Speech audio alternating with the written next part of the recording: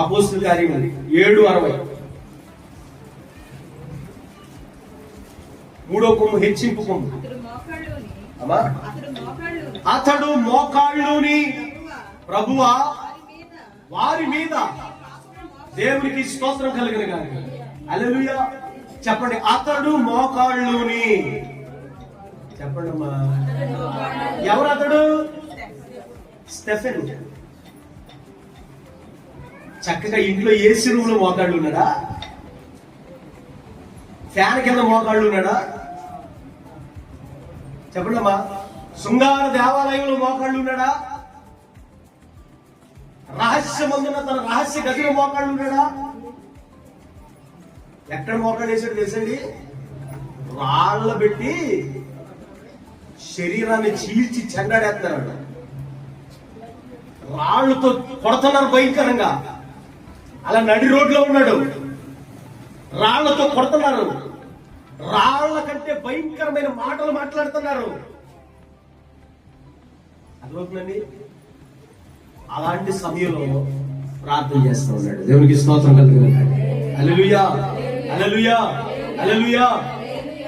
ఈనాడు క్రైస్తవ సమాజం ఎంతో ఉన్నతమైన హెచ్చింపును ఇస్తున్నటువంటి ఒక దైవజనుడు అపోస్తుడైన పౌలు. అవునా? అపోస్తుడైన పౌలు కూడా ఆ సమయంలో ఇతన్ని నిందించిన వాడిగా, హింసించిన వాడిగా, ఇతని యొక్క స్థితిని సమ్మతించిన వాడిగా, అతని కొట్టివేసిన వాడిగా, తృణీకరించిన వాడిగా ఉన్నాడు. ఇలాంటి పరిస్థితులంతటిని భరించుకుంటూ, రాళ్ల దెబ్బలు తింటూ, కొరడా దెబ్బలు తింటూ, కత్తి వంటి గుణపం వంటి మాటలను భరిస్తూ మోకాళ్ళుని ప్రార్థన చేస్తున్నాడట. హల్లెలూయా హల్లెలూయా.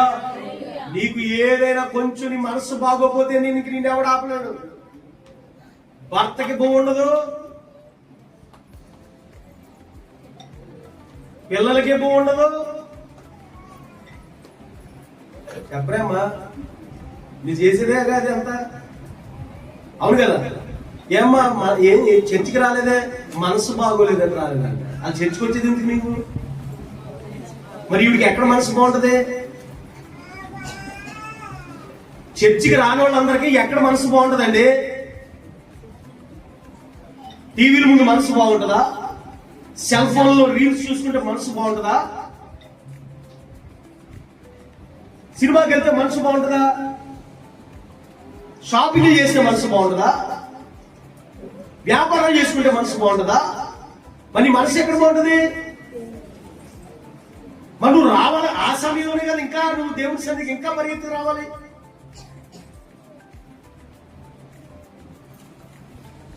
ఆయన ఎలాంటి సమయంలో, ఎలాంటి స్థితిలో ఉండి ప్రార్థన చేస్తున్నాడో ఒకసారి యోచించు. దేవునికి స్తోత్రం కలుగును. హల్లెలూయా.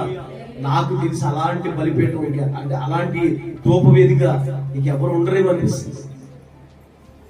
అలా చేసిన ఇద్దరు పరిశుద్ధ గ్రంథంలో, ఒకటి యేసుక్రీస్తు, రెండోది స్టెఫెను. రాళ్లతో కొట్టి చంపుతుంటే, చిత్రహింసలు పెడుతుంటే, శ్రమలు పెడుతుంటే, నానా యాతలు పెడుతుంటే, ఆ యాతలో కూడా ప్రార్థన చేసినటువంటి గనులు వాళ్ళు.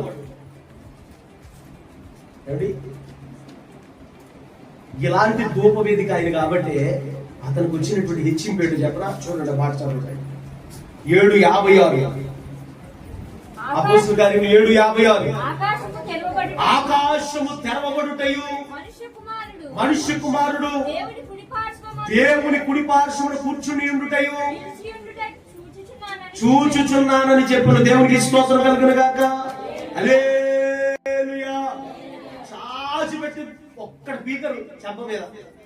రా, ఎలా ఉంది? ప్రార్థన చేస్తావా? వాకింగ్ చెప్తావా? ప్రసంగాలు చేస్తావా?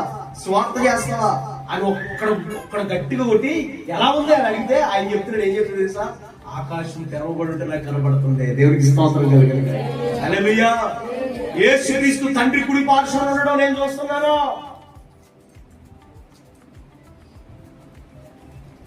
కనబడుతుందా మీకు? ప్రార్థన చేయకుండా మీకు కనబడదు. ఆ ప్రార్థన కూడా చెప్తున్నాను మళ్ళీ, సాక్షార్థమైన ప్రార్థన. ఎలాంటి ప్రార్థన అండి? సాక్షార్థమైన ప్రార్థన. నోటితో పెదవులతో ఏవో పొడి మాటలు పొడి ప్రార్థనలు నువ్వు గంటల తరబడి చేసేసి నీ జీవితానికి ఒక సాక్ష్యం లేకుండా, నీ మనసుకు ఒక సాక్ష్యం లేకుండా, నీకు ఒక మనస్సాక్షి లేకుండా, సమాజంలో సాక్ష్యం లేకుండా, కుటుంబంలో సాక్ష్యం లేకుండా, సంఘంలో సాక్ష్యం లేకుండా నీ ఇష్టానుసారంగా బ్రతుకుతూ నేను గంటల తరబడి ప్రార్థన చేస్తానంటే యాక్సెప్ట్ చేసింది. దేవునికి స్తోత్రం కలుగును. హల్లెలూయా, హల్లెలూయా. ఇప్పుడు ఈ స్టెఫన్ ఎలాంటి కొమ్ము తెచ్చుకోనండి? హెచ్చింపు కొమ్ము. ఎలాంటి హెచ్చింపు తెలుసా? ఈనాడు క్రైస్తవ సమాజము, క్రైస్తవ పితామహుడు, కొత్త నిబంధన పితామహుడు, క్రైస్తవ సంఘ పితామహుడు అని పేరు పెట్టుకుని ఎంతో గౌరవంగా పిలుచుకునేటట్టు అపోస్తలుడైన పౌలుకి ఆ సమయానికి మారు మనసు రక్షణ కూడా లేదు. లేదండి, మారు మనసు రక్షణ కూడా లేదు. అప్పటికే పరలోకం తెరవబడి చూసిన కనుడు. దేవునికి స్తోత్రం కలుగును. అప్పటికే యేసయ్యను చూసిన కనుడు. ఈ హెచ్చింపు నీకు కలుగును గాక. హల్లెలూయా. ఈ హెచ్చింపు నీకు కలగాల.